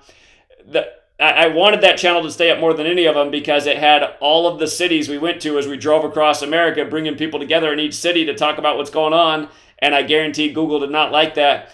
It's funny, they took the channel down exactly 263 days after September 11th, and I don't think that was an accident because, again, if you add up the three flight numbers, Flight 11, 77, and 175, the three that supposedly hit targets equals 263, which, again, is the 56th prime, the big Society of Jesus number. So I think it was kind of a sick joke for why they took down that channel, because that's what that whole road trip was about, was 9/11. So, Are you doing Odyssey backups, Zach? Odyssey doesn't. It gets tedious because Odyssey does not back up at least it doesn't back up my videos if they're like longer than 20 minutes. If they're under 20 minutes, it'll automatically back them up. If they're over it, it doesn't back them up. I have to do it manually. So I haven't been the best about it. All right, outstanding. And as I was saying, this book is available Amazon. Is that correct? Amazon's actually got the price way down too. It seemingly isn't selling any copies because I'm not getting paid anything, but they got the price way down, so it's never been cheaper. Yeah, well, now's a good time to get this book, and while you're there, pick up this book as well, The Eaters of Children by Johnny Cirucci. There you go. I never got to the Disney portion of that. There's so much there. Walt Disney, a homosexual pederast, also a good Jacques Demolay boy. Yeah. Well, how about let's just add, Eaters of Children, the Podocracy Exposed. So access to power is granted through the rape, torture, and ritualistic slaughter of the innocent. We've been saying, this new film released 4th of July, Sound of Freedom, as GP would say, Sound of Bullshit, is the sanitizing version of the book that Bill was just holding up, Johnny's Eaters of Children. Third book released September 11, 2017. Hey man, and the reason you selected, we could purposely select certain dates as well as for your publication dates too. So being intentional about that, as sometimes as the FU to the system, the Roman Catholic. That was my intent. William, were you able to get everything out? Anything else, Bill? No, that's it. It's great to have Zach, and Absolutely. look forward to having him on Zach. again. And really, it's slowly clicking with me, but everything takes time with me. Just pay attention to the headlines 4 days from today. There'll be some whoppers. There always are on the 201st day of the year, July 20th. I'm glad you mentioned that. I did watch last night. I did watch your latest video and about the shooting and the numbers behind that. That's just mind blowing. How that lines up. We've got an anniversary. I don't know what number anniversary yet. The Jesuit suppression anniversary. So 21 July from 1773. We have the latest Nolan film, Oppenheimer, is being pushed. That's, I believe, the release day is the 21st of July. That's my birthday. I find it funny that's coming out on my birthday. We'll see. No kidding. Manhattan Project, Ground Zero. We already covered. We covered it a few days ago. A lot of bullshit there. There's no reason for kids to hide under their desks in the '60s except for fear, just like the Corona hoax shit. Sorry, 250th anniversary. So how many jubilees is that?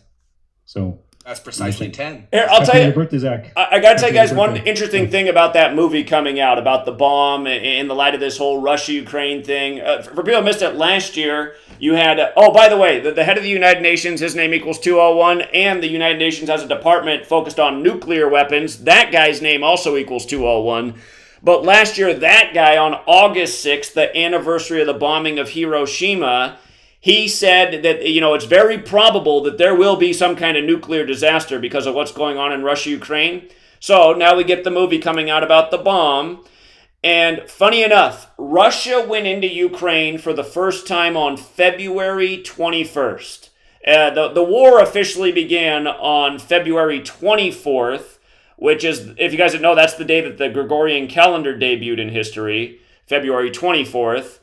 But from the day that their military first went into Ukraine, February 21st, to the day that this film releases, July 21st, is 516 days. And why does it matter, 516? Well, just to keep it short and sweet, the words on the poster, Oppenheimer, the world forever changes, and Gematria equals 516. And again, just movies, predictive programming, setting the stage, prepping the minds of the masses for what's next in reported world affairs. Again, I don't know how far off it is, but I feel like this between last year's speech at the United Nations and this film, we're getting next to we're getting close to their next big false flag event. And let's not forget that the last one, 9/11, again, they had to bring in all the terminology, ground zero, Manhattan. So, and funny thing is, Putin's birthday is the day we invaded Afghanistan, and of course the Russians were in Afghanistan before we were, and anyhow. Putin shares a birthday with former Jesuit Superior General Vladimir Ladichowski. I do want to add, though, I think 24 February, Gregory the 13th, whether it was by papal bull, so the Gregorian calendar didn't start that day, but there was a significant event that Gregory the 13th approved Jesuit Christopher Clavius's calendar, but the calendar wasn't instituted until the 4th of October, 1582. Which became instantly 10 days later or something, right? There was like a flashpoint at that moment. They recalculated everything. October 4th became October 15th. And as we said before, you don't just apply 11 days here and there. It's a complicated system, but 11 days were lost from the 4th of October.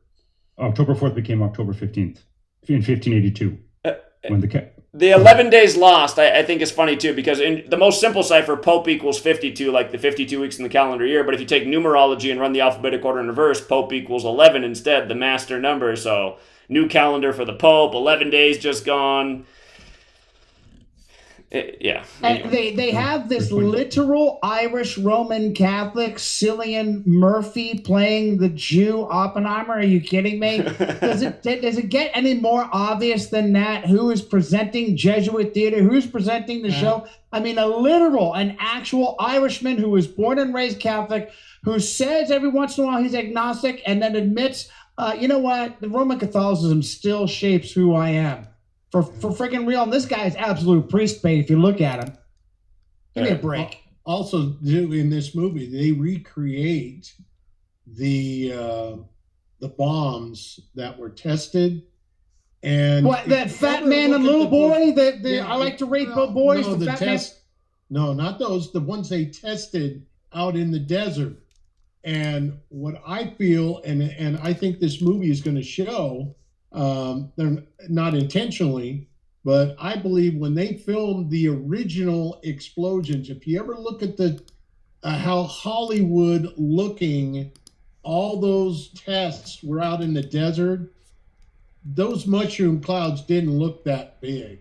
They can make optically, because I'm in the video, they can optically make a bomb look huge. And there was no footage of the bomb dropping on Nagasaki. Look at those pictures. You can't tell the scope and the size.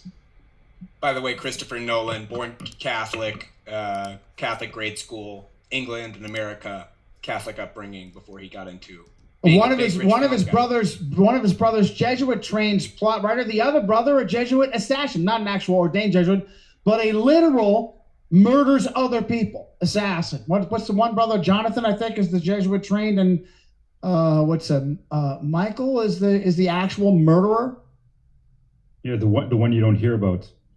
Right, that's right. Matthew, I'm sorry. Jonathan is the Jesuit trained scriptwriter, and Matthew Francis, a literal murdering assassin that They're gets like away with it. The Booth brothers from the Surratt plot against Lincoln.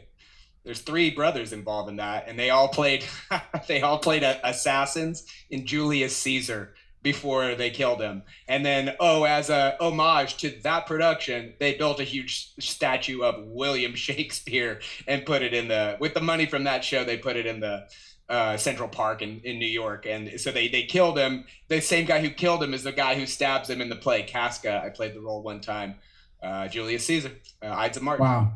Well done, John Paul. John Paul, anything else for Zach as we start winding down? Yeah, not to beat a bread and circus dead horse, but let's try. If we don't have time for this, it's cool. Like, suffice to say that sports is bullshit. But Game 6, the 2013 NBA Finals, Kawhi Leonard is at the line. Spurs are up 2 points. He has 2 free throws. He misses one of 2. The ball comes down to the other end with less than 20 seconds left. LeBron James famously misses a 3-point shot. In my view, the San Antonio Spurs flopped around like the Three Stooges underneath the rim, allowing Chris Bosh to get the rebound out to Ray Allen, who hits the famous shot. They tied the game. They win it in overtime, and they take that championship from the Spurs. The Heat win the championship when the Spurs were 1 second away, 1 free throw away from winning it. Famously, Greg Popovich took the whole team out to a fancy wine and dine Italian dinner that night to console them. But I wonder if it wasn't like, hey, guys, this is what being in the big show is really all about. We have to take a dive. We're the better team. You took a perfect dive. Everybody bought it. Congratulations. We'll even get you a ring next year.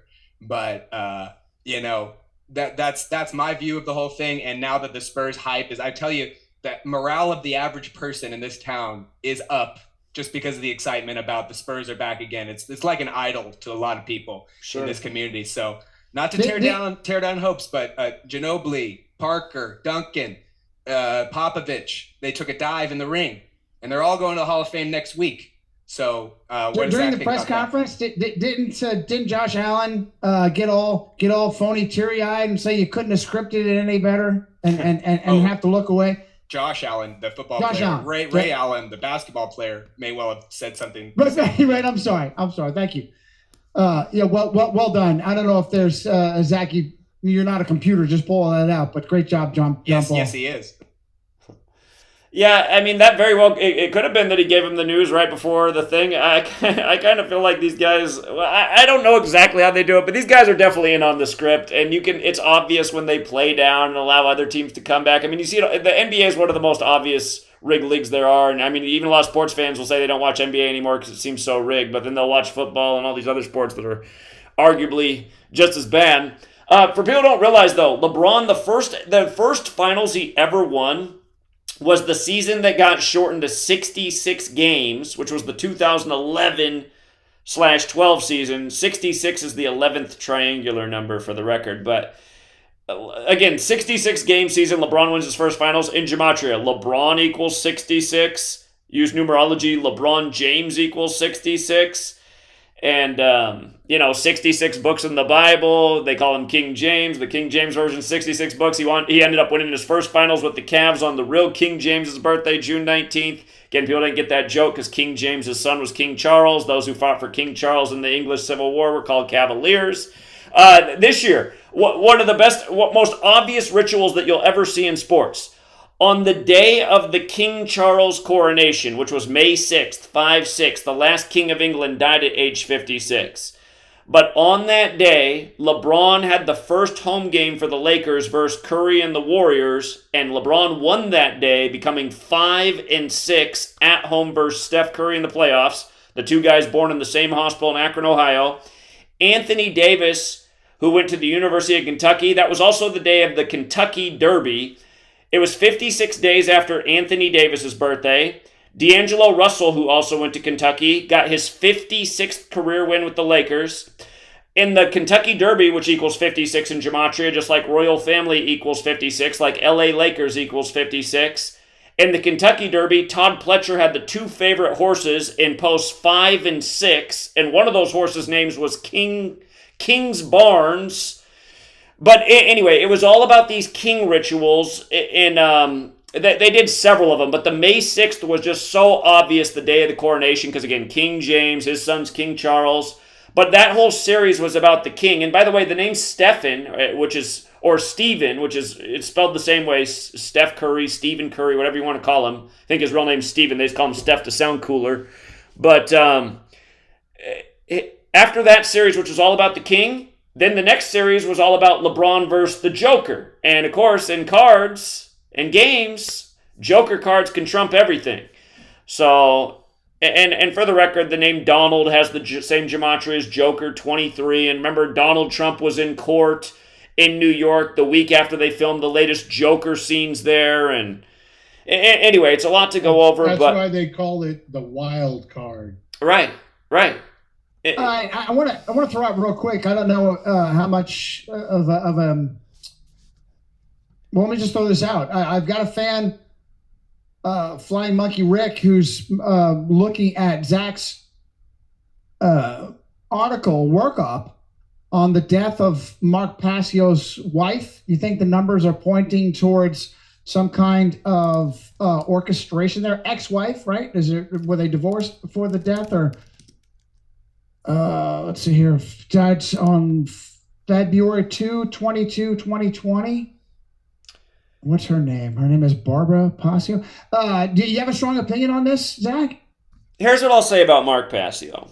Again, he always brags about how he was handpicked by Anton LaVey of the Church of Satan. And for the record, Anton LaVey died 201 days before the Pope's birthday and 201 days after his own birthday. So he had a double 201 on the founder of the Church of Satan.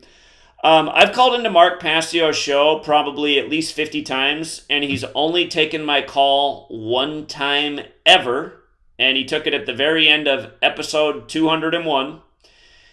Never took it in the 30-some calls before that, and hasn't taken it in the 20-some calls since. And anyhow, when his wife died, or I don't know if they were married or his girlfriend or whatever it was, or I think they were because her name was Barbara Passio. They must have been married. She did die on the kill date for the month. Again, for people who aren't familiar with what the kill date is, there's one day a month that has numerology of 44, 64, and 28. And in Gematria, again, Gematria has 4 base ciphers, alphabetic order, forwards and backwards numerology. The word kill equals 44, 64, 28. So she died on the kill date, and when she died, I just noticed that her name, Barbara Passio, equals 122 and 50, just like San Francisco equals 122 and 50, and the word satanic also equals 122 and 50, and Mark Passio equals 122. Again, the Satanic Church was founded in San Francisco on the 122nd meridian, and so I mean, there's. This is all fair to point out. There's no one saying good, bad, or indifferent. They're just saying. By the numbers, it looks like there is an orchestration here. Yeah, San Francisco, St. Francis. Oh, well done. Two. San Francisco is named after Saint Francis of Assisi, just like Pope Francis. And for the record, Pope Francis also equals 122. Just like the Jesuit motto, if you use numerology, Isus Hominum Salvator is 122. So, Franciscans, absolutely. Precursors to the Jesuits, the loving, hippy-dippy Catholic, but secret servants of the Venetians, managers of the animals, aka the other human beings that are not part of the sick elite of Rome and the Roman Empire there. And always just the bastion of peace and tranquility, floating around with the butterflies and being friends with the squirrels. Yeah, but what really happened with, and why is he really that influential in Catholic history? You need to look into it. The Monarch butterflies, just like Project Monarch, just like Kong Skull Island. What a bunch of Jesuit theater.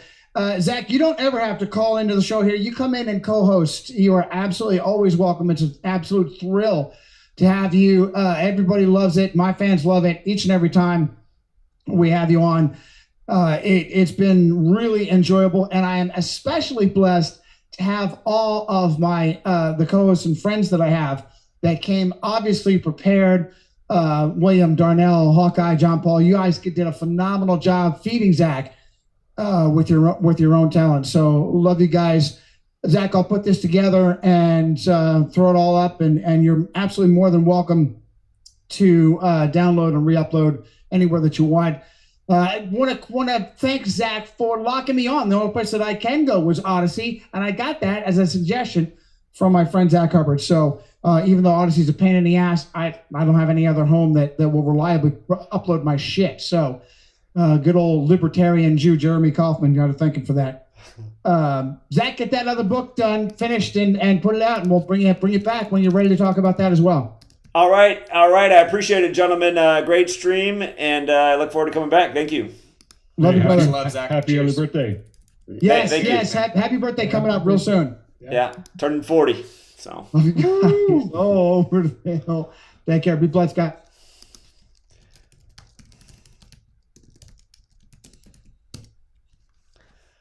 All right, you guys. That, I think, is it. So.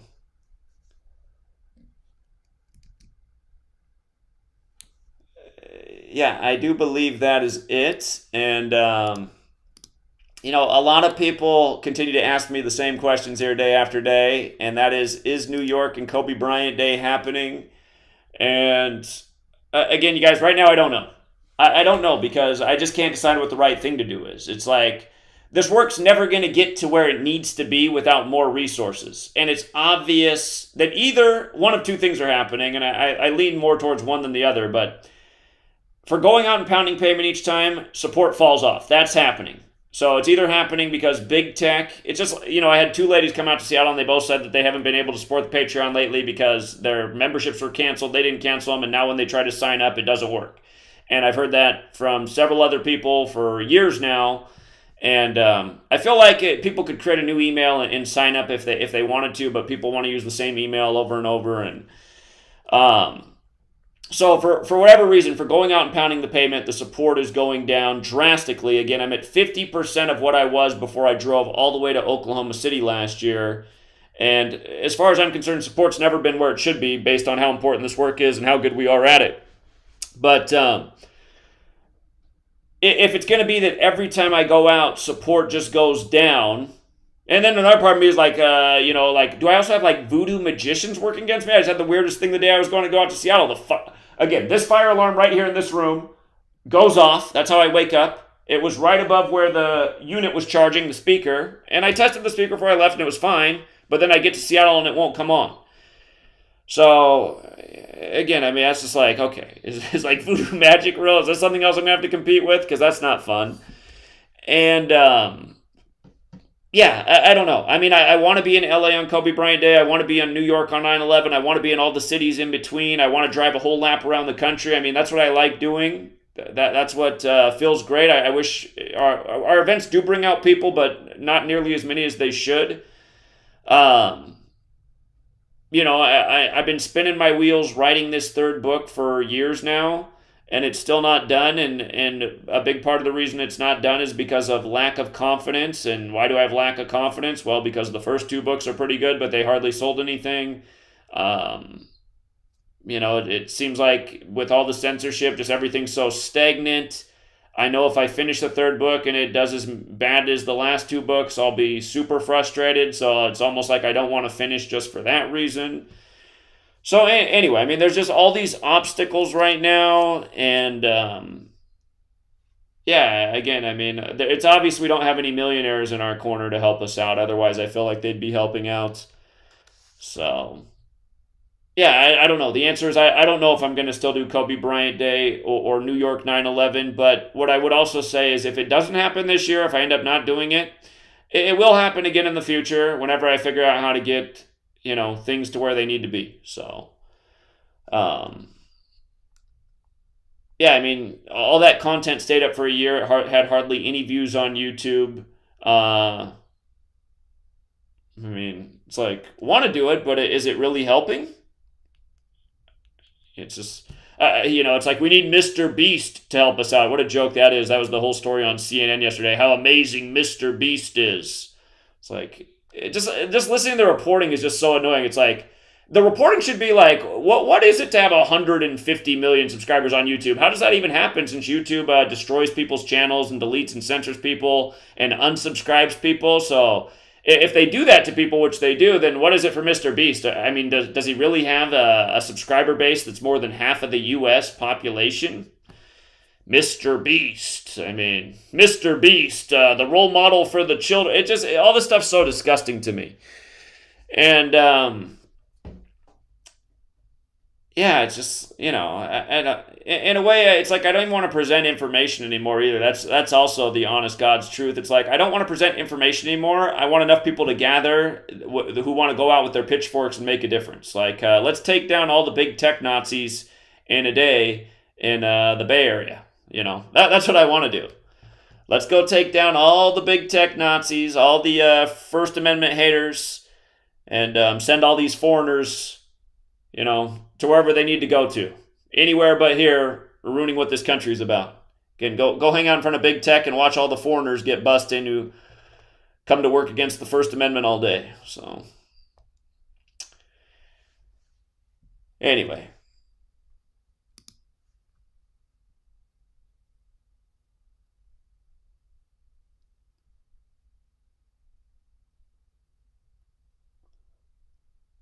All right, we raised $9 in the stream.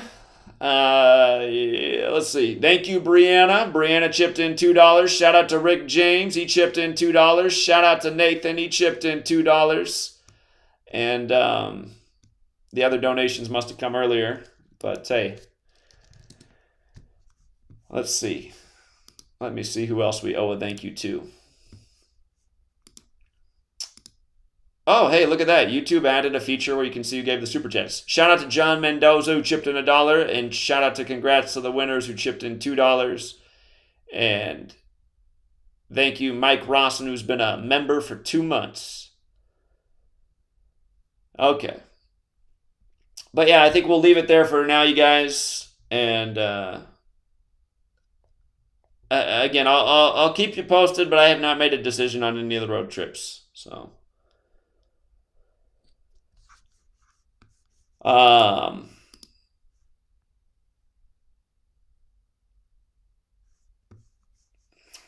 DeAndre Hopkins signs with the Titans here. Let me see if there's any headlines real quick to cover before I get off here. Shout out to RPM Trey, who's the last person who needs to be donating. He already has a movement of his own that needs more funding. He's already out there doing the thing. Shout out to RPM Trey, though. He just chipped in $11, so that puts us up 20 for the stream. I appreciate it. But yeah, the Joker loses Wimbledon, which isn't a surprise. Joker equals 23. He's on 23 Grand Slams, so I think he's at the number for the year. Unless one of these other Grand Slams is going to line up with like a 24 date numerology or something. But that makes sense that he stays on 23. I don't know. CNN's got up a picture of a doctor who looks like he went through a bar brawl. Something about COVID vaccines. Yeah. Okay, but yeah, just more of the Gilgo Beach 201 murder thing is what it looks like the top story is. So we will leave it there for now, True Seeker. Again, thank you to everyone who supports the work. And again, if I don't see support go up between now and the end of the month, I'll just let you know I'll probably be canceling both trips because, again, what's the motivation for me? Seriously, I mean, driving all over the country, back and forth, working my ass off for support to go way down. I mean, that's all that's come out of it. So the world hasn't changed. There's not more people following the work. There's not more people tuning in. There's just way less support, which means we're way further away from the goals of having enough resources to opening up a legitimate news network with employees. And again, that's where we need to be. We need to have like people with awesome video editing skills and more talent. So, the books have hardly sold anything, unfortunately. And yeah, there's just never been the kind of support there needs to be for this work. So things are expensive, and they've only become more expensive in the time we've been doing this.